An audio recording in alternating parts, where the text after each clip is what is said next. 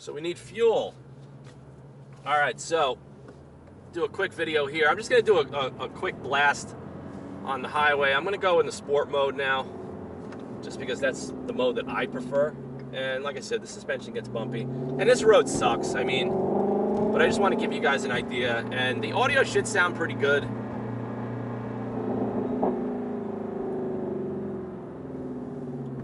So we're gonna let these cars go.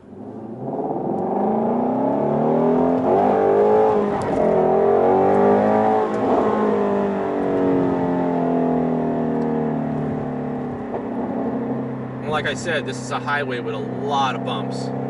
So as soon as you go north of here, about 15-20 miles, the roads are amazing. And I got some videos that I made on Saturday that I'm going to probably piece together in this channel, and you'll see it. I mean, the roads were outstanding. You could just, fly through some country roads, like between 50 and 65 miles an hour, and really enjoy the car, for what it is. And like I said, look, I'm going through some bumps here. I do hear some some rattles coming from the door panels and coming from the headliner, but it is what it is, man. You gotta accept this car for what it is. It's not a Lexus. This is a sports car. If any of you guys have gotten into a full-blown, stripped-out race car, you would kind of understand what I'm talking about. But to kind of get the driving experience that this car gives you, and make it somewhat affordable for most people that want a car like this, and still have air conditioning, satellite navigation, fold down seats, seats for passengers, of course, and all of that. It just makes sense. I mean, you're not going to be able to find this anywhere else. I mean, a Dodge Challenger, yeah, it's a straight line car. That car is so old and antiquated that Dodge is like spending all of this time and money trying to reinvent the wheel almost. I mean, I don't know if any of you guys noticed, but the platform of the Dodge Challenger is from an old Mercedes-Benz, like the 210 chassis and like the 140 S-Class chassis that was like pieced together. I mean, that was when, Chrysler and Mercedes-Benz did their merger. And I mean, the car, it's just a terrible platform. I don't care what motor they put into it. I don't care Hellcat, Demon. I don't care. That is a straight line car. But now, if they actually went to the drawing board, like Ford did on this platform, and started with a clean slate, they would build a Challenger that's like 1,000 pounds lighter and a little bit smaller in scale and actually make a competitive car. But I don't think the Mopar brand is really aimed at, performance and handling. I think they're catering to a different audience. Whereas, I don't consider the GT350 a muscle car anymore. I really don't. Not especially this one. Because it's not a car that you're going to go do quarter-mile drag strip runs with. It's not designed for that. But you can take a Challenger and do that all day long. And the same thing is with the new Camaro. I mean, the new Camaro Alpha platform, it's an outstanding driving car. It really is.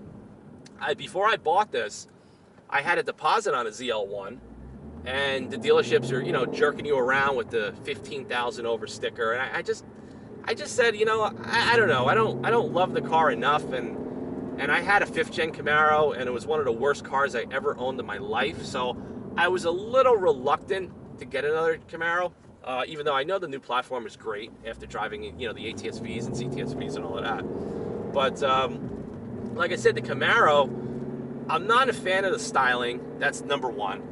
And number two, I don't really think it's got good visibility. And everybody that tests that new ZL1, I mean, yeah, it's a fast car in a straight line. It drives really well, but it doesn't have a special feeling to it, like the way this car does.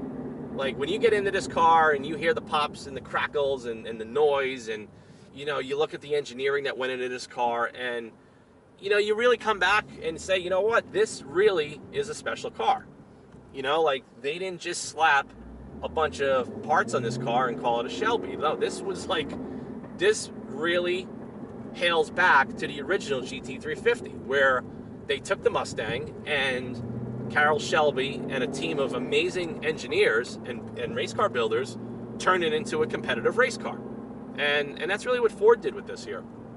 And if any of you guys follow, like, even the development of the new Ford GT, everybody bitches and moans, oh, it's got a V6 EcoBoost and all it is. But I was in one of those cars. I've seen the car up close. I've like witnessed the carbon fiber monocoque and how that thing is built, and it'll blow your mind. I mean, you could put that car up next to any exotic car, and I'm going to be honest with you, I'd rather have a Ford GT over a McLaren or Ferrari any day of the week, just because, I don't know, I love Ford. You know, I like the history of the car and the brand, and I think their new Ford GT is, that car's a home run, man.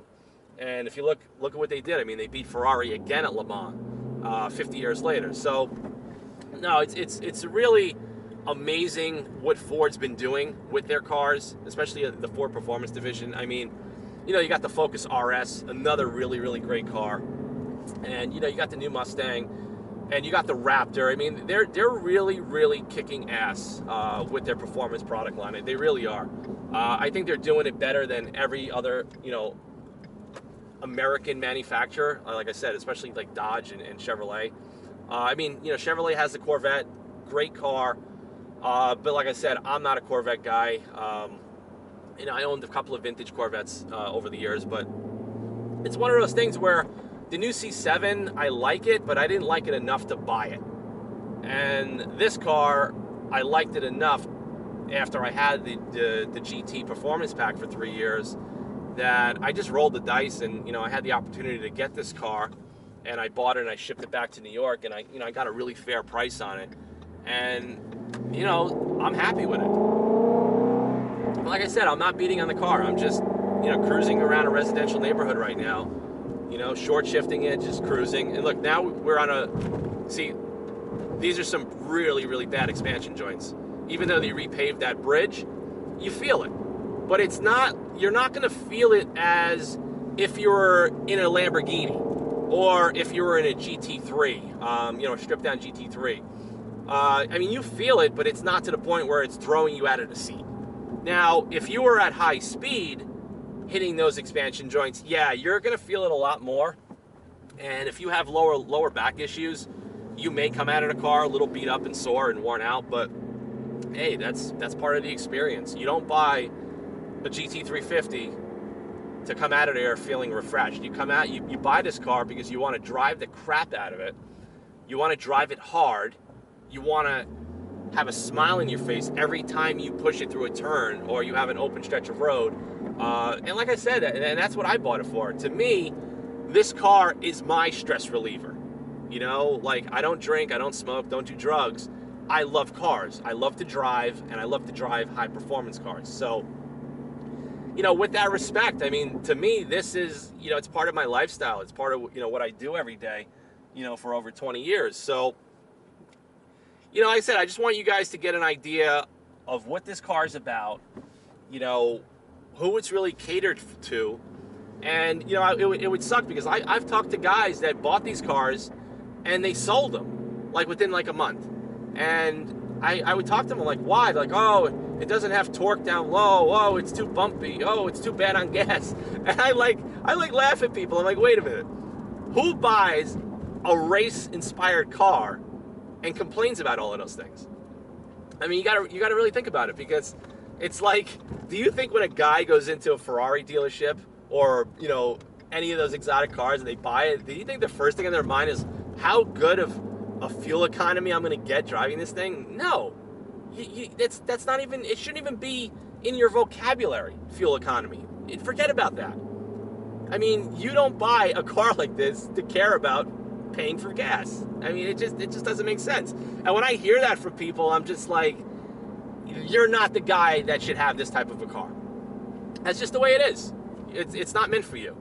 Because if you're going to be worried about expensive Brembo brake pads and replacing the expensive tires with cheapo tires, and putting, you know, cheap gas, and you don't want to put the good expensive oil in the car, you're not a car guy. You're not a car enthusiast. You don't respect that passion enough. I'm sorry. It's just the way it is. And, you know, this car is a high maintenance car. It's going to cost money to own. It's going to cost money to own many years from now. You know, the oil change is going to cost you much more if you're going to put like the AMSOIL like I did. It's going to cost you $160. But, you know, that's what it is. You want to take care of the car, because, you know, a lot of guys have been having issues with these cars and the motors are blowing up, and I don't know. I find that a little hard to believe. And, you know, maybe there was a manufacturing defect on some of these motors. But like I said, I mean, just keep an eye on the gauge. You know, you got your oil pressure, you got your oil temp. I mean, if you see a fluctuation here, it's obvious that you should check your oil and see what's going on. I mean, if your filter came loose and you didn't know it came loose, then, you know, you're not really paying attention where you park your car every day. So I'm trying to think what else I could talk about on this car. A couple of things too that I noticed is the air conditioning system gets a little funky. And I noticed this on a lot of high performance cars. My CTS-V does that, you know, and a couple other cars that I've owned, where it seems like they designed the air conditioning system to be like underdriven or something, you know, not to take away power from the engine. And we had a couple of hot, really hot days in New York, like last month, and I noticed that the AC was like really struggling to get this thing, you know, cooled down. And you know, it's just one of those things. It's one of the characteristics of the car. You either love it or hate it. I mean, if somebody's out there and is going to complain that the air conditioning doesn't blow at 38 degrees, you know, 365 days a year, then don't buy this car. And that's really what it comes down to.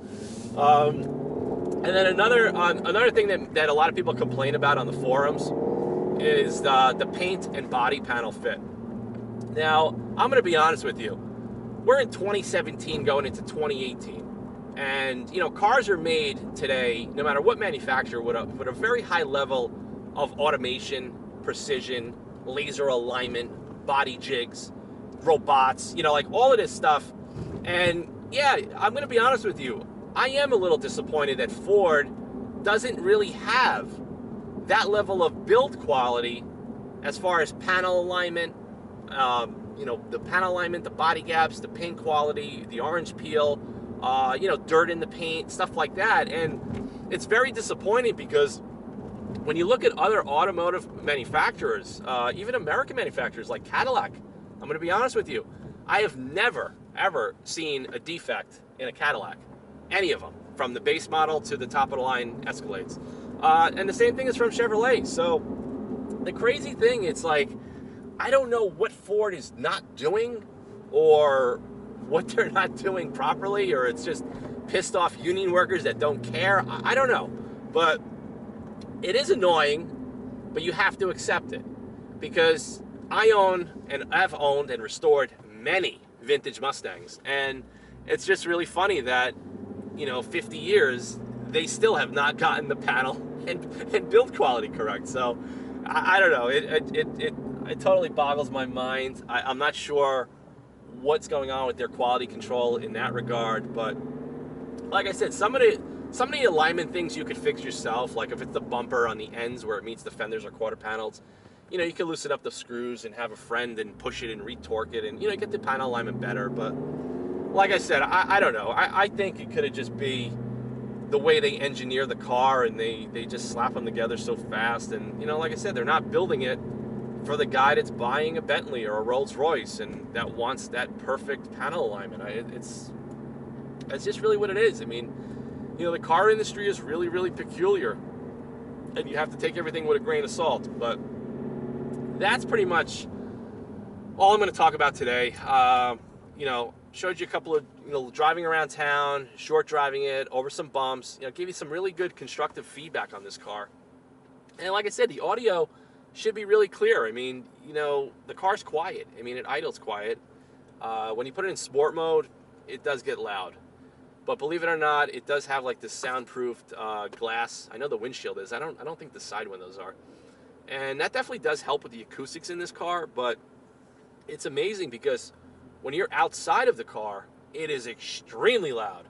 But when you're inside the car, even when you're, you know, you're in it all full throttle, I mean, it's loud, but it's not like, sometimes I'm in it and I'm like, man, I wish it was a little bit more louder, a little louder in here, like a little bit more SPL, but I'm not really complaining because I daily drive the car. But if this was like my weekend toy or like a car that I was just going to drive on occasion, yeah, I probably would want it a little bit louder, just, you know, just for a little bit more driving feedback. So you'll see in a lot of my videos, I do have the windows down, so I apologize for any wind buffeting and noise, but I put them down because I want to hear the car. I want to hear it. I want to feel it. I want to feel the resonance.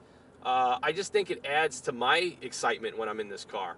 I mean, if I want to drive a quiet car fast, I mean, I don't know. I just wouldn't be taking this car out. I would go drive something else. But that's pretty much it. So, hope you guys have a great day.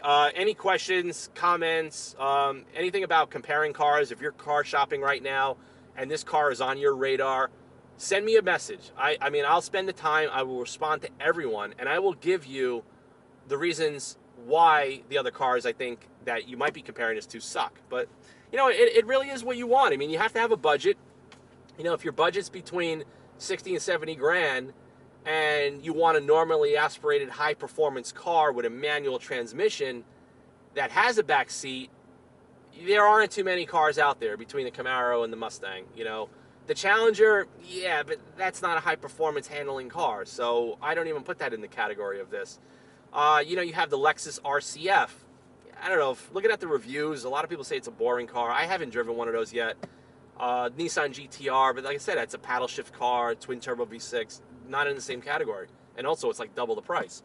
So there's not a lot of cars that fall into this category, which makes this GT350 put in a very unique niche. I mean, like I said, I don't know if Ford is ever going to do this again 10 years from now or 15, 20 years from now. Will they ever develop a car like this? I don't know. And I'd be honest with you, I don't think they will. I think if they do another version of a GT350 in the future, it might have a twin turbo V6. It may be faster, it may perform better, but I don't think it's going to give you the same visceral excitement that this car will. So I think that this car in the future is going to be collectible. Absolutely. I mean, look at the 2005 and 2006 Ford GT.